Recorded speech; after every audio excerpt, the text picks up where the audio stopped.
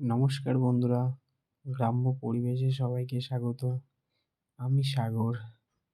আজ আমি চলে গেছিলাম চাষি ভাইদের সাথে দেখা করতে। তো যেতে যেতে রাস্তায় সুন্দর একটা ভিউ পেলাম, তাই সবাইকে তুলে ধরলাম যে গ্রামের পরিবেশটা কতটা সুন্দর। তোমরা দেখতেই পারছো রাস্তার দুধারে শাকসবজি, গাছপালা ভরা। তো দেখতে দেখতে আমি মাঠে নেমে পড়েছিলাম। তো মাঠে নেমে আমি দেখতে পেলাম অনেক গাছ আছে, যার মধ্যে লাউ গাছ, কুমড়ো গাছ ও বেশি করে দেখতে পেলাম টমেটো গাছ। তো টমেটো গাছের অনেক পাতা জ্বলে গেছে এবং